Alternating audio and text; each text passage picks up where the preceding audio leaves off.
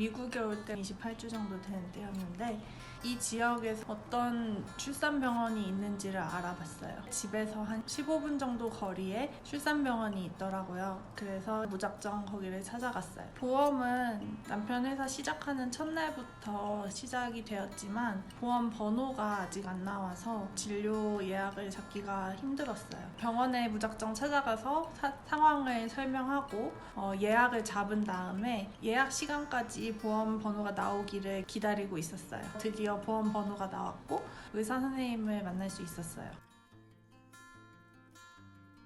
한국에서 제가 다녔던 병원에는 의사 선생님이 진료실에 계시고 환자가 순서대로 들어가는 그런 방식이었는데 여기서는 대기실에서 기다리고 있으면 간호사가 저를 임의의 진료실에 데리고 가고 거기서 기본적인 질문들, 컨디션에 대한 것들 그런 것들을 물어본 다음에 의사 선생님이 그 방으로 들어오세요. 방으로 들어와서 진료를 보고 소문으로는 배둘레를 잰다 이런 얘기가 있었는데 그러지는 않았고 아기 심장박동수 재는 기계가 있더라고요. 그걸 가지고 의사 선생님이 아기 잘 있는지 확인하고 또 촉진으로 손으로 이렇게 배 만져보면서 아기 잘 있는지 확인하고 질문 같은 것들은 선생님이랑 대화로 계속 물어보고 하는 방식으로 진료를 보게 되고 한국이랑은 다른 점은 선생님이 길게 봐주시는 경향이 있는 것 같아요. 궁금한 거 있으면은 다 물어보고 처음에 병원에 갔을 때는 보험에서 통역 서비스가 있어서 그거를 사용해 봤어요. 이게 3자 통화를 이용하는 건데 여기에 선생님이 있고 여기 제가 있는데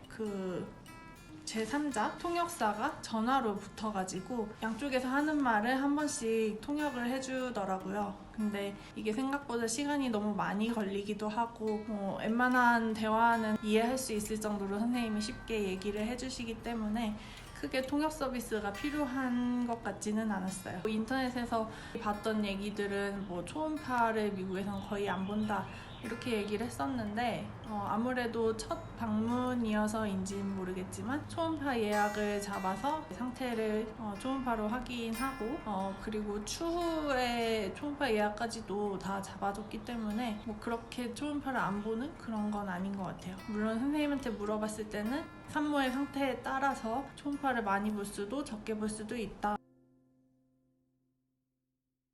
병원에서 출산 교육을 진행을 하는데 저는 아무래도 영어 의학 용어, 영어 출산 용어 이런 것들이 익숙치가 않기 때문에 그런 거에 익숙해질 겸 또 미국 의료 시스템이 어떤지도 잘 모르기 때문에 좀 배우기 위해서 출산 교실을 등록을 했어요. 총 4회 수업이고 여기 병원에서는 100불에 진행을 하고 있는데 산모가 등록을 하면 파트너 그러니까 남편이나 다른 파트너가 같이 와서 들을 수 있는 그런 수업 형태였어요. 한국에서는 교육을 받아본 적은 없지만 여기서의 출산 교육은 너무 충격적이었어요. 첫날에는 진통이랑 이런 것들 진통이 얼만큼 어떤 주기로 올 때 병원에 와야 된다 이런 것들을 교육을 해줬고 그런 교육 자료들 중에는 실제 산모들의 동영상들이 있었는데 너무나도 적나라하게 아기가 태어나는 과정들을 영상 자료로 보여줘서 매번 갈 때마다 대여섯 명의 아기가 태어나는 거를 라이브로 보는 것 같은 느낌이었어요. 한국에서는 어떻게 출산하는지 저도 겪어보지 않아서 모르겠지만 여기서의 출산 과정은 되게 적나라하다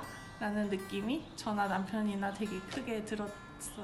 아기가 잘 나올 수 있도록 운동하는 방법, 움직임 이런 것들에 대해서 강의를 해줬는데 여러 가지 포지션을 취하더라고요. 제가 드라마나 영화에서 봤던 거는 다 누워서 힘주는 장면만 있었는데 여기서는 병실에 짐볼이라고 해야 되나? 그 동그란 고무공 갖다 놓고 그 위에서 스트레칭을 할 수 있게 한다거나 병실에 욕조가 있어서 그 안에서 릴렉스 한다거나 혹은 스쿼트를 할 수 있게 침대 베드에 바 같은 게 달려있어서 그쪽에 지지를 하면서 스쿼트하는 자세로도 아기를 낳을 수도 있고 또 서서 낳을 수도 있고 다양한 포지션에 대해서 접할 수 있었어요.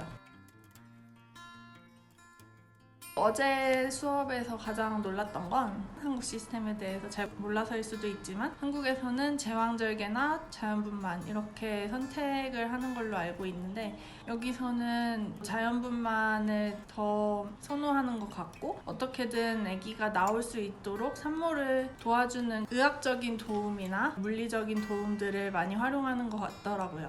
예를 들어서 산모가 두려움을 느낀다. 그러면은 이산화질소 가스를 써가지고 그런 두려움들을 조금 해소할 수 있게 정신적으로 릴렉스 할 수 있도록 도와주는 그런 것도 요청을 할 수 있고 혹은 물리적으로 양수를 터지게 하는 방법도 분만이 되지 않으면 호르몬을 써서 유도분만을 하기도 하고 내가 원한다고 해서 제왕절개를 한다 이런 개념이 아니라 의사 판단하에 제왕절개가 필요하면 미리 계획하에 제왕절개를 하고 또 출산 과정에서 의도치 않게 제왕절개가 필요한 상황이 되면 하고 이런 식이지 처음부터 제왕절개를 선택할 수 있는 그런 상황은 아닌 것 같아요. 교육을 통해서 다양한 옵션들을 알려주는 이유는 이 출산 과정이 의료진에게 맡겨지는 게 아니라 산모가 선택할 수 있도록 해서 나는 약을 최대한 적게 쓰고 싶다라는 그런 의지가 있다면 미리 사전에 공유를 해서 그쪽 방향으로 병원에서 도울 수 있도록 하는 그런 시스템 같았어요. 아직 어떤 방식으로 할지는 공부를 더 해봐야 알겠지만 선택권이 나한테 있다라는 점이 조금 다른 것 같았어요.